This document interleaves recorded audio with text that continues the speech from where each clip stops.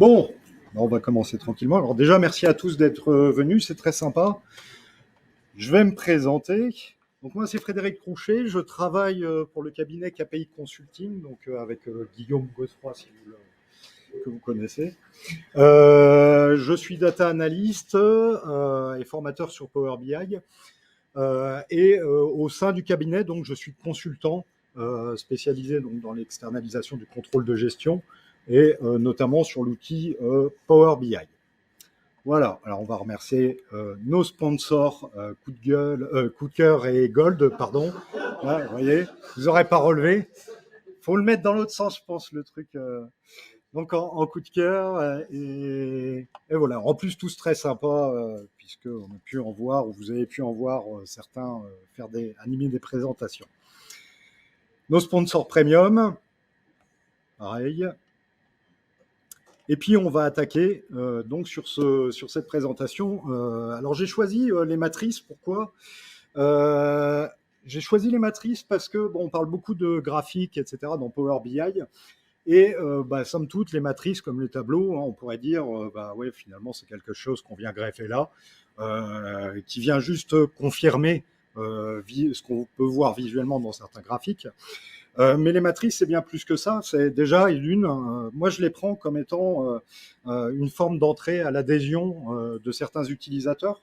C'est vrai qu'il y en a quand sur certains rapports Power BI, des rapports notamment financiers, où on a beaucoup plus de tableaux que de graphiques, il faut rendre la matrice attrayante. Et il y a pas mal d'outils autour des matrices, justement, qui permettent de rendre ça beaucoup plus sympa. Alors, on va faire rentrer l'utilisateur par le petit truc qui fait waouh, c'est génial, machin, etc. Et puis après, ça va l'amener à aller regarder le chiffre et puis aller consommer le rapport. Alors, on va faire une première partie assez simple. On va regarder un peu tout ce qu'il y a autour d'une matrice très basique, hein, des tris, de la mise en forme conditionnelle, les infobulles, l'extraction. Sur une deuxième partie, on va voir que, forcément, dans la première, on va avoir quelques petites problématiques, notamment quand on part sur du calculation group. Et on va reprendre un petit peu, justement, voir ce qu'on peut faire quand on est justement dans du calculation group en termes de mise en forme conditionnelle, en termes d'infobulles et ce genre de choses. Et puis, en troisième partie, alors je ne vais pas vous assommer avec, mais je vais vous montrer qu'on peut aussi faire des matrices en HTML, avec du mélange de DAX et d'HTML, pour bénéficier justement de cette partie un peu sympa d'animation avec le CSS, etc. Donc voilà pour l'agenda. Alors, je vais basculer tout de suite sur mon petit rapport. Donc pour résumer, une matrice, c'est simple. À la différence du tableau qui est en colonne, la matrice, vous avez des entrées en colonne et en ligne. Alors, ici, je suis parti sur une matrice simple. J'ai déjà mis en place quelques technos. Alors, on va regarder déjà la première toute simple qui est déjà native, hein, mais qui est importante pour la suite. Sont les options de tri. Ici, dans cette matrice-là, alors j'ai pris des régions, des clients, un petit peu de tout. Et j'ai pris des mesures individuelles en DAX, des quantités, du chiffre d'affaires, des quantités N-1, etc. Nativement, la matrice reconnaît chacun des calculs, il n'y a pas de souci. Donc, quand on va faire un tri dessus, sur les trois petits points, quand on est sur ce visuel, on va pouvoir faire un tri épars très facilement. Donc, aucun souci sur le tri à ce niveau-là, c'est top. Ok, qu'est-ce qu'on peut avoir aussi de sympa dans une matrice ? Alors ici, on a mis une mise en forme conditionnelle. Alors j'ai montré un peu tous les types de mise en forme qu'on peut avoir, qu'on va retrouver ici dans cette partie-là, dans les éléments de cellules. Alors ici, on va les faire un par un. On peut par mesure, donc ici commencer par les quantités, et puis venir lui dire bon, on va agir sur la couleur de police, la couleur d'arrière-plan, etc. Grâce à ça, au petit bouton FX, on va pouvoir lui dire, ici j'ai pris un exemple très simple, quand on est au-dessus ou égal au minimum et en dessous de 0, c'est rouge, et inversement, on est dans le vert. Ok. Hop, très simple. Donc assez facile à mettre en œuvre. On peut agir sur quoi ? Sur des icônes, on peut agir sur des barres de données, comme on le voit sur les 4 premières cellules, et puis on peut agir sur le texte et l'arrière-plan. Donc tout ça, comment on est capable de le mettre en place? Ben, individuellement, par mesure, en fait. Hein. Les fameuses mesures de quantité, de chiffre d'affaires, de CA-N-1, etc. Rappelez-vous qu'ici, pour l'instant, nos mesures, elles sont individuelles. Elles n'ont aucune relation entre elles, elles ne sont pas dans un calculation group. Donc déjà, ça donne visuellement quelque chose d'un petit peu plus sympa hein, que ce fameux... Alors, j'ai mon StreamYard qui m'embête un petit peu là que ces fameuses premières matrices. Alors même admettons hein, qu'on ait une matrice bien faite avec des bordures, etc. Ça reste somme toute assez flat. Alors, revenons sur celle-là. Qu'est-ce qu'on peut y voir aussi? Alors, j'ai rajouté, ici c'était peut-être pas très utile, mais admettons qu'on a fait un paramètre de champ, hein, que vous avez ici dans modélisation. Vous pouvez créer un nouveau paramètre et faire des paramètres de champ, y ajouter les catégories que vous souhaitez, les catégories, les clients par exemple, ou ce genre de choses, pour finalement venir permettre, grâce à la création d'une table et d'un segment, ici, choisir les fameux choix, les fameuses sélections que vous avez fait dans ce paramètre de champ. Paramètre de champ qui serait utilisé ici quand je suis sur ma matrice au niveau des lignes. Alors, pourquoi je l'ai fait comme ça? C'est parce que je prends les paramètres et en même temps, je vous montre qu'on peut rajouter ici, par exemple, des catégories de photos. Donc, en utilisant les capacités hiérarchiques dans la matrice et en même temps l'ajout d'un champ supplémentaire, par exemple ici des photos, je pourrais agrémenter ces fameux paramètres de champ en plus de photographies, etc. en face.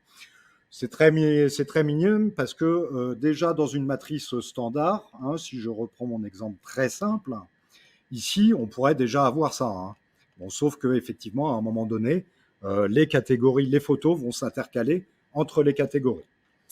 Donc avec des paramètres, je peux mettre les photos bien en face de chacune des catégories. Hop, je reviens. Je suis parti trop loin, pardon. Hop, et puis alors, la dernière, qui est assez sympa et qui fait toujours son petit effet, c'est l'infobulle. L'infobulle, on sait qu'il y en a une qui est par défaut, quand elle est activée. Hein. Je vais vous montrer après. Hop.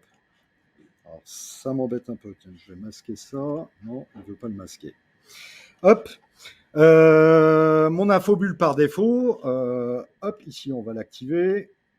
On va la mettre. Alors, je ne suis pas dessus. Hop, il y a là ma petite infobulle.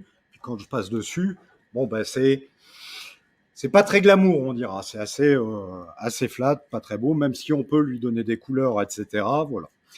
Alors, vous savez qu'on peut créer du coup une infobulle en créant une page à pas, hein, généralement qu'on va aller masquer puisque que l'utilisateur final ne puisse pas y accéder directement. Donc ici, j'ai fait une petite page toute bête, une page d'infobulle. Alors, c'est pas celle-là que je voulais montrer, c'est celle-là, non plus. Hop, infobulle. Voilà, comme ça on la voit mieux. Donc j'ai mis des petites cartes, etc. Puis j'ai réparti un chiffre d'affaires et puis mes quantités par mois. Ici, cette page-là, donc on va cliquer droit et la masquer.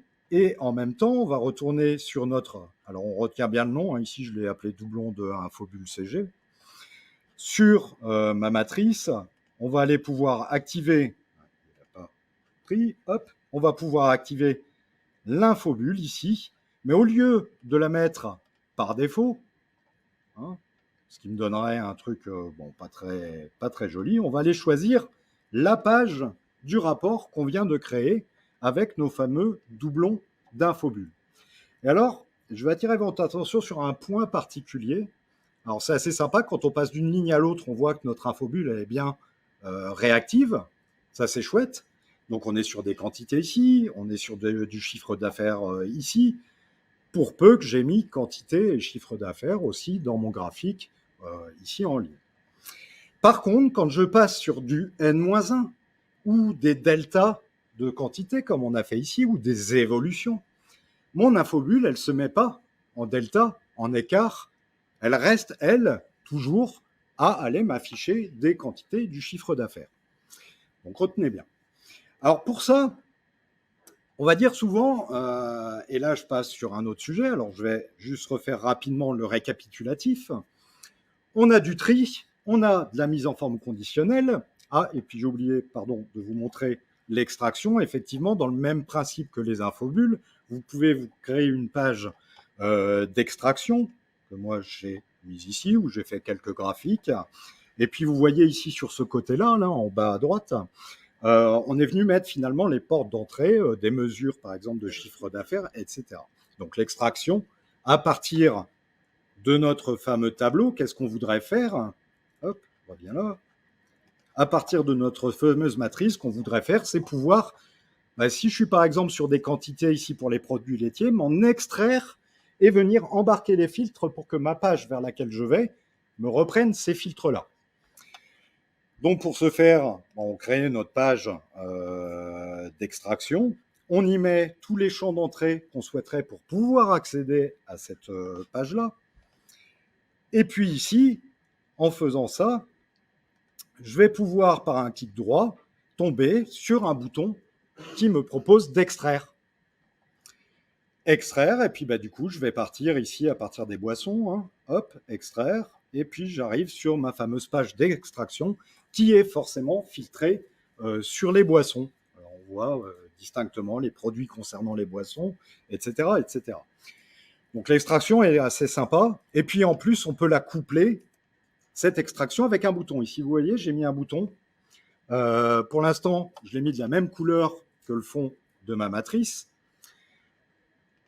Hop. Mais, par exemple, si je viens ici sur mes quantités, mon bouton, il s'allume. Il dit, ah, je repère une activité liée à une extraction, donc je te permets d'aller vers l'extraction. Ça, c'est très simple aussi. Hop, quand on est sur ce fameux bouton, dans les actions du bouton, ici, déjà, on va choisir dans le type l'extraction, et destination, ça va être ma page que j'ai appelée extraction. Mais on va faire même mieux, c'est qu'on va jouer sur le style.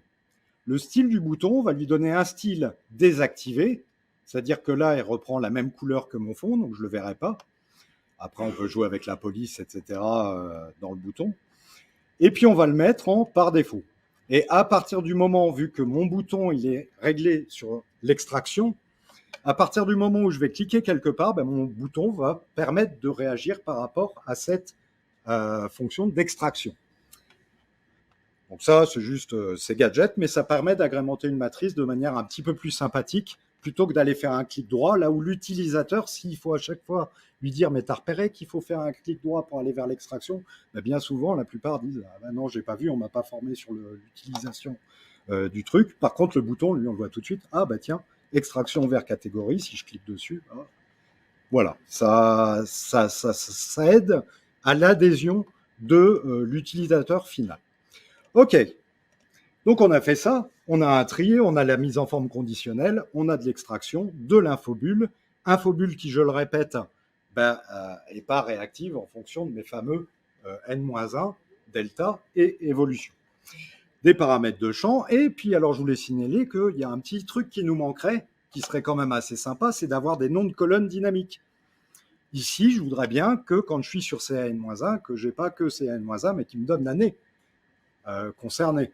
Si je sélectionne, si aujourd'hui je suis en 2023, je voudrais qu'il me donne une autre chose, et que ce soit dynamique en fonction des filtres de temporalité que j'applique. Alors malheureusement, ici, là, on ne peut pas le faire, à moins de faire une mesure dynamique sur un selected value et quelques trucs, et de venir y mettre une carte par-dessus l'entête de la matrice, ce qui est assez dangereux à la publication en fonction des superpositions que vous allez faire, et j'en passe. Donc, malheureusement, pour l'instant, on ne l'a pas. Bon, je voulais juste le signaler comme ça, parce que dans le troisième pavé qu'on verra, en HTML, forcément, on peut le faire. Enfin, en HTML et avec le DAX. Donc voilà pour cette première partie. Donc c'est déjà assez sympa. Et puis pour avoir l'adhésion des utilisateurs finaux, c'est quand même top. Donc c'est en ça déjà, premier point, les matrices natives, c'est magique. Et alors c'est doublement magique parce que, déjà, la facilité de mise en place, honnêtement, je vous ai montré très rapidement, mais je pense que en moins de 10-15 minutes, en regardant un peu la documentation Microsoft, vous le refaites très simplement. Je pense qu'il y en a beaucoup d'entre vous qui savent déjà faire ça. Facilité de mise en place, pas besoin d'outils externes à Power BI. No code, hein, pour l'instant, je n'ai pas eu besoin de faire de code spécifique en DAX. Et beaucoup d'options possibles quand même, ne serait-ce qu'au niveau de la mise en forme conditionnelle et puis des infos. Les points d'attention, l'infomule dynamique, elle l'est avec les mesures qu'on aura mis dans le visuel, mais pas avec toutes les mesures. Elle ne va pas être réactive d'une colonne à l'autre. Elle est réactive sur les lignes, mais si vous avez mis du chiffre d'affaires à des quantités, il va vous prendre ce que vous avez mis en actuel, par exemple. Ou alors en N-1, ou alors il faudrait faire plusieurs tableaux dans l'infomule, enfin plusieurs graphiques qui me montrent le N-1, le CA, etc. Et je vais y revenir après, d'où l'utilité, d'où l'aide du calculation group dans ce type de cas de figure. Et puis, bon, forcément, les objets sont figés. Hein, on ne pourrait pas faire une petite flèche qui tourne sur elle-même ou qui clignote ou ce genre de choses. Ça reste ça reste figé, tout simplement. Alors, ce qui m'amène à la deuxième partie, les matrices avec des calculation groups. Je sais que généralement, quand les gens découvrent les calculation groups, ils sont c'est génial, et puis on en fait partout. Sauf que le calculation group, il va avoir un problème. Le calculation group, on va le retrouver. Alors en plus, c'est bien parce que depuis 2-3 jours, on a les calculation group dans le modèle sémantique. Hop, juste ici. Donc je ne vais pas avoir besoin d'ouvrir Tabular Editor. J'ouvrirai peut-être si c'est un petit peu moins visible de ce côté-là. Et dans la vue de modèle, maintenant, on a accès à ces fameux calculation group. Alors un calculation group, si je regarde ici, hein, j'ai fait, alors je ne vais pas mettre celui-là, mais hop, les calculation groups, j'en ai repris mes 4 fameux, hein, un actuel, un N-1, un delta et une évolution. Donc si je reprends, tout bêtement, ce sont des mesures qui m'intègrent un selected measure forcément pour le calculation group. Il faut le prendre comme des coquilles au niveau des calculation items. Et le groupe de calcul, lui, va être utilisable dans un visuel, dans ce genre de choses. Mais quand on parle de groupe de calcul, forcément, on est sur un ensemble. Et comment, alors ça va me poser 2 problématiques, comment déjà je fais un tri sur un ensemble? Si je veux trier sur, on va revoir tout de suite, d'ailleurs, je vais vous montrer, hop. Si je veux trier, donc ça c'est un calculation group sans que j'ai rien fait, tout simplement. Je veux y apposer un tri, qu'est-ce que je voyais? Je vois tri par, alors les seules subdivisions, les seuls 2 calculs que j'ai mis, c'est quantité et chiffre d'affaires. Et puis au-dessus, j'ai mon calculation group qui me recalcule ces 2 mesures dans chacun de leurs items respectifs, donc actual, N-1, delta et évolution. Ouais, mes problèmes, ma matrice, elle ne reconnaît que mes 2 mesures. Elle ne reconnaît pas mon calculation group, elle reconnaît mes 2 mesures. Donc je peux trier par quantité ou par chiffre d'affaires, mais lui, il va faire le tri que sur les 2 premières colonnes. Et ça, c'est problématique. Alors on va dire, ah ouais, mais moi alors je fais plus de calculation group parce que du coup ça veut dire que je fais mes mesures en calculation group et puis pour les matrices spécifiquement, je dois les refaire en individuel. Ah non, sinon ça sert plus à rien de faire du calculation group. Alors comment on va faire? Vous donner une petite astuce. En fait, il faut déjà bien comprendre que quand on a un calculation group comme ça, enfin même dans une matrice, il faut prendre en considération que souvent on a le total. Le total ici, du pourcentage et puis des écarts, etc. Totaliser du pourcentage et du chiffre brut, ça ne se fait pas. On ne va pas l'avoir apparaître. Pour autant, on peut activer les totaux, mais jamais on les verra. Par contre, qu'est-ce qu'ils embarquent ces totaux? Ils vont embarquer aussi l'ordinalité des calculation group. Alors, qu'est-ce qu'on va faire? Je vais peut-être ouvrir Tabular Editor pour ceux qui sont un peu plus familiers et qui n'ont pas encore été voir les calculation group dans Power BI. Mais je vous invite à aller voir, c'est top. C'est génial, j'adore. Donc j'ai une fameuse table ici de temps qui sont mes calculs initiaux. Sur mes mes calculation items, je vais retrouver ici ce qu'on appelle l'ordinal. L'ordinal qui permet de classer les items dans un ordre spécifique.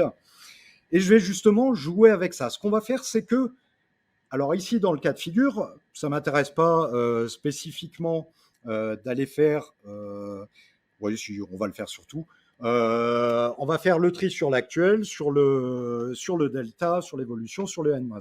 On va juste venir dupliquer finalement notre premier calculation group et puis on va le renommer. Moi, je l'ai appelé ici en dessous temps tri. Temps tri, et dans temps tri, pour chacun des calculations, on peut reprendre exactement le même nom, je vais y mettre une formule différente. C'est-à-dire qu'en fait, ce groupe de calcul spécifique temps tri, il va me servir dans un segment qui va interagir avec la matrice. Donc, on garde en tête que j'ai mon calculation group en haut des colonnes de ma matrice, et en même temps, j'ai ce fameux groupe de calcul que je vais aller mettre en segment. Et qu'est-ce qu'on va demander pour chacun d'eux? Sur l'actual, quand on va sélectionner dans notre segment tri ce fameux temps tri sur actual, on va lui mettre une mesure qui lui donne un if isFilter temps ordinal. Mon temps ordinal, il vient du premier groupe de calcul. C'est-à-dire que s'il y a déjà un filtre appliqué sur ma matrice, c'est-à-dire qu'on a déjà fait un segment directement sur le groupe de calcul, il n'y a pas la peine de le trier spécifiquement. C'est-à-dire que ici, j'aurais très bien pu créer un segment qui reprend mon groupe de calcul actual, n-1, delta et vol. Si je choisis actual, automatiquement, il sera trié sur l'actual. Donc, il n'y a pas besoin de faire de tri à partir du moment où on a déjà un filtre sur le calculation group. Donc, en fait, cette mesure, elle va déjà tester ça. S'il y a déjà un filtre, alors on a pris sur l'ordinal, parce que lui est visible faut voir que c'est le total, en fait, qu'on ne voit pas, qui est virtuel dans notre matrice sur lequel on va jouer. Et on va lui dire sinon, tu me fais le selected measure, donc il va tester dans quelle colonne il se trouve, le selected measure, et on va sélectionner le groupe de calcul temps, donc celui-là, celui qui est utilisé dans la matrice. On va lui demander de renvoyer cette mesure-là. Donc en fait, dans le total, n'apparaîtra que le actual si je sélectionne le actual, que le n-1 si je sélectionne le n-1, et c'est ça qui va me permettre de contraindre le tri sur ce niveau de calculation group. Donc, pour rappel, toutes mes 4 formules, elles sont basées là-dessus, sauf que pour le actual, on va faire un calculate du selected measure sur le actual. Pour le n-1, on va rappeler finalement notre groupe temps précédent qui est n-1, etc., etc. Delta pour delta et machin. Mais la structure de la mesure d'axe sera toujours la même. Et regardez ce que ça donne. Ici en dessous, je l'ai activé, j'ai mis mon fameux segment ici de tri qui est bien mon groupe de calcul temps tri, donc le deuxième, celui que j'avais dupliqué.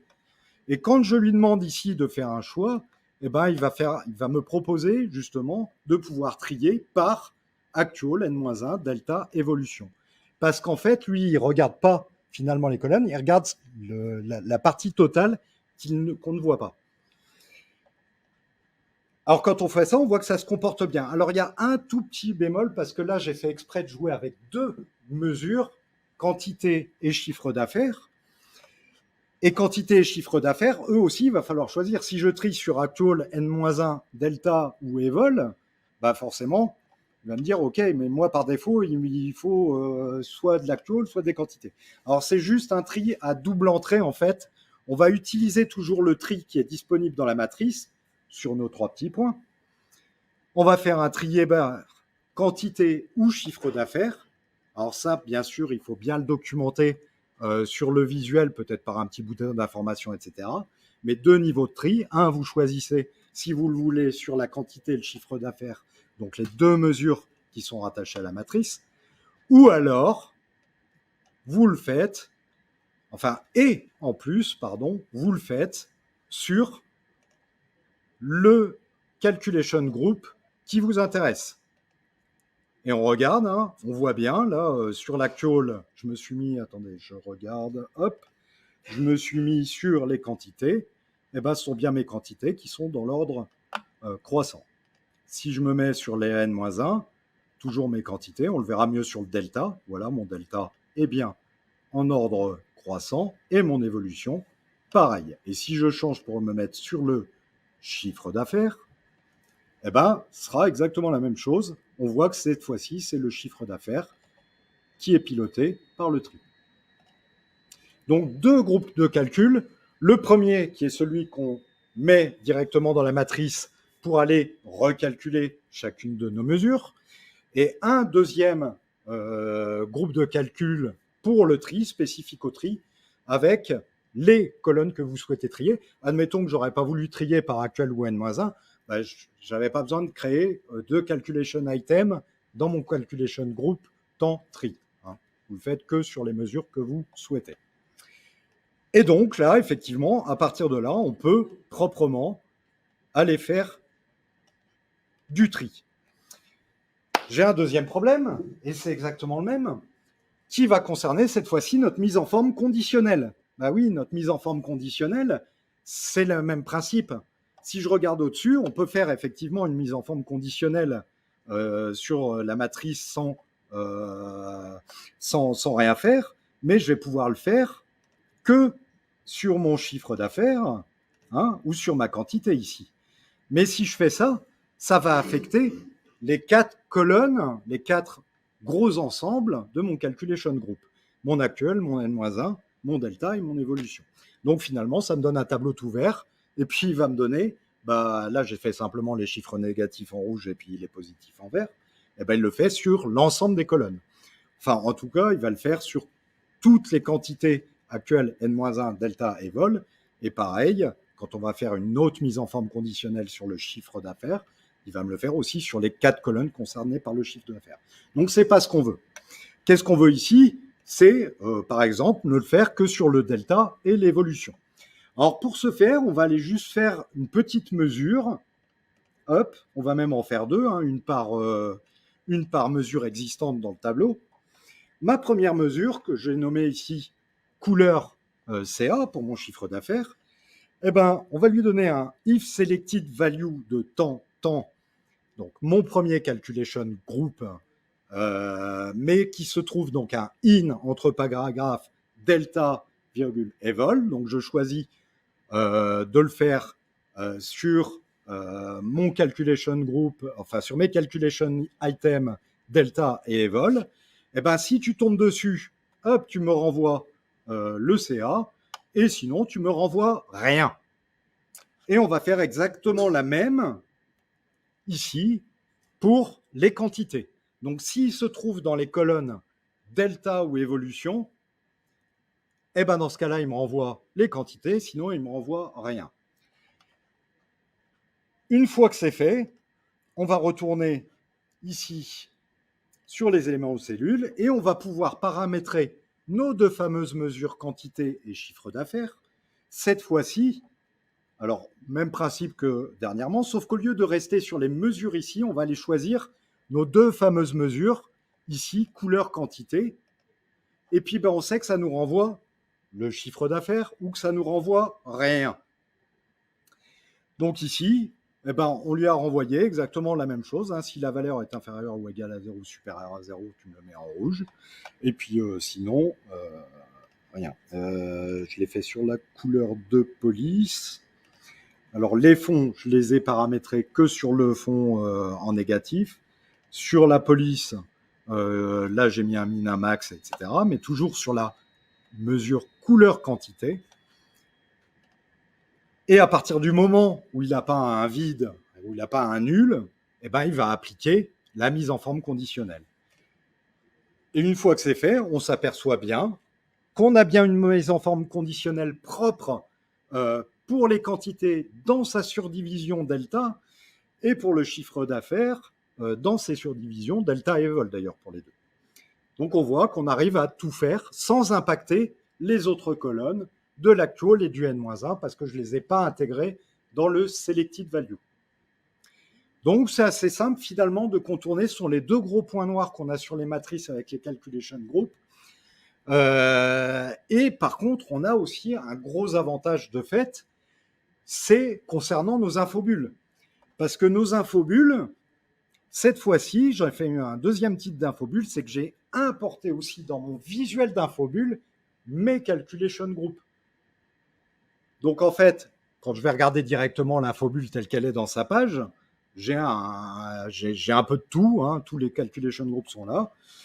Par contre, à partir du moment où, hop, je me remets ici, mon infobulle va passer dans un élément de calcul, il va aller forcément filtrer mon groupe de calcul dans le visuel d'infobulle.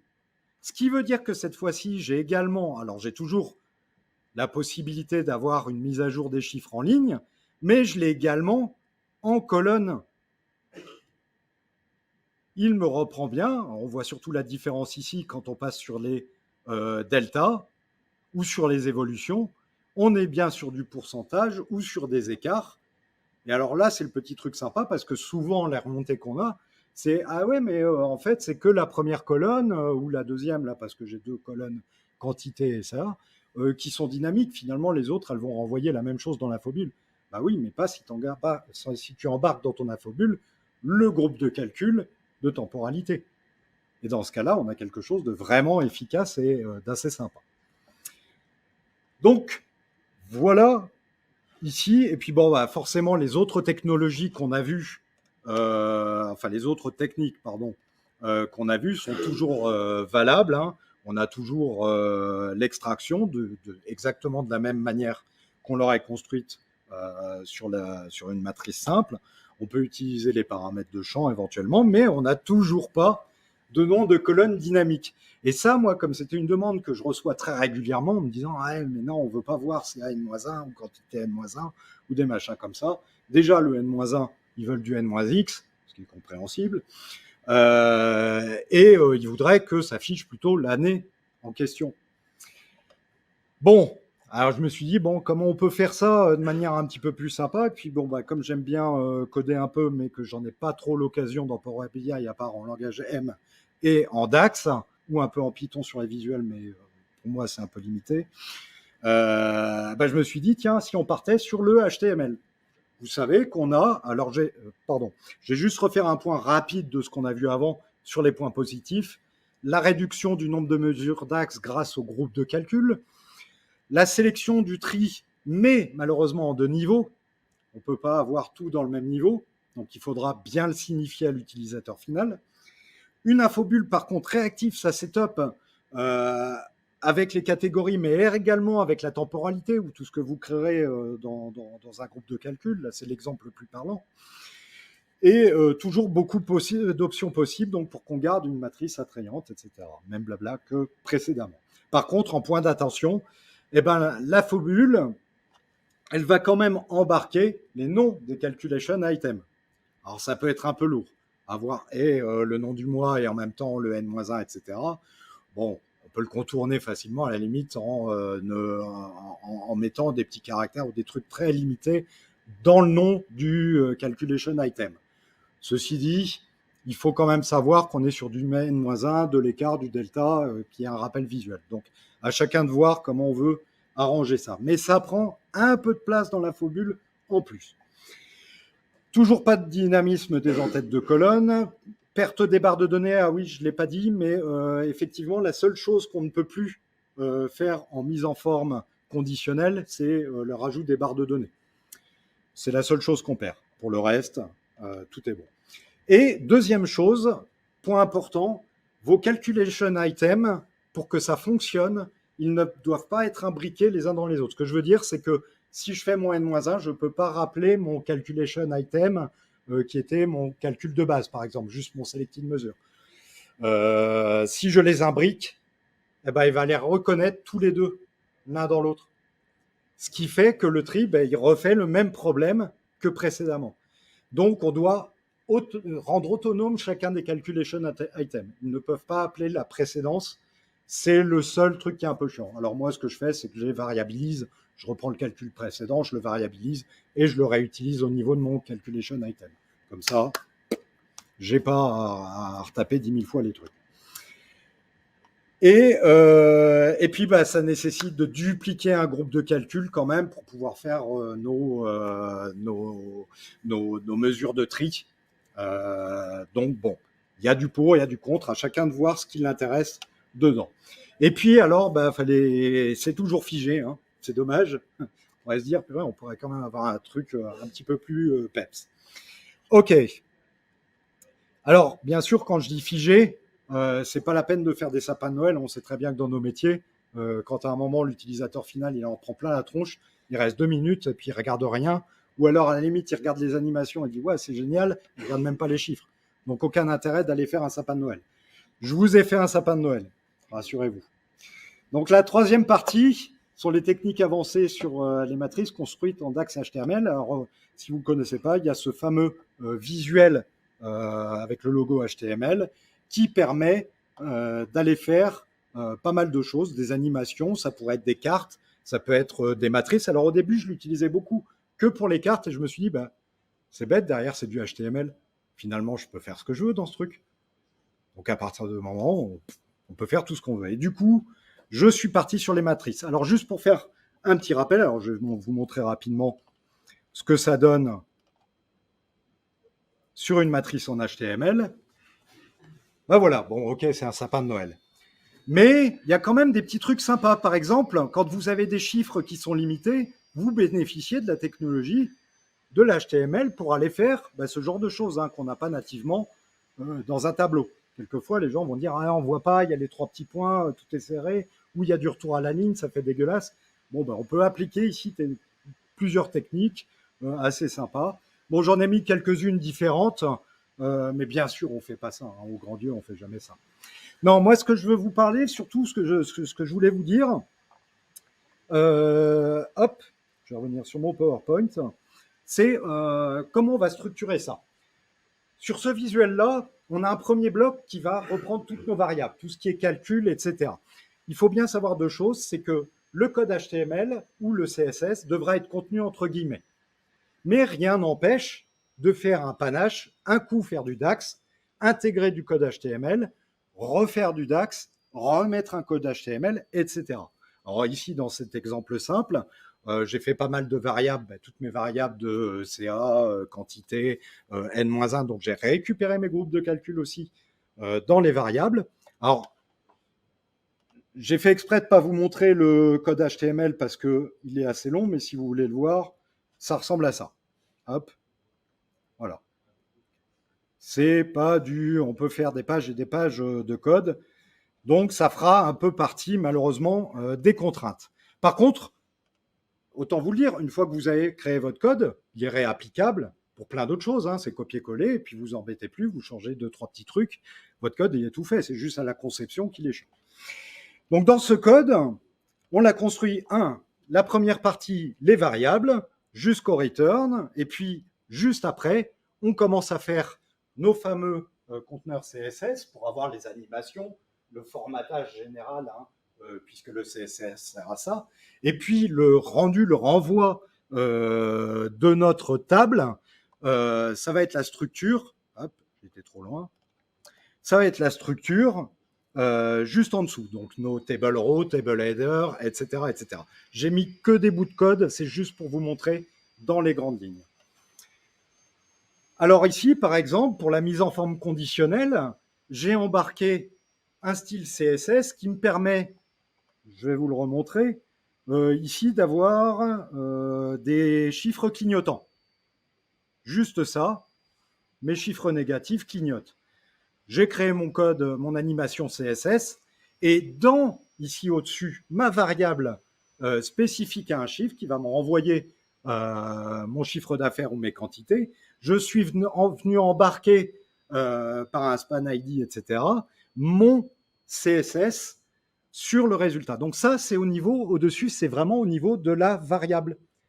Donc pour preuve qu'on peut vraiment mélanger du DAX et du HTML dans la variable. Bon, en fait, toute la partie que je vais avoir après le return, finalement, c'est qu'une structure HTML toute bête.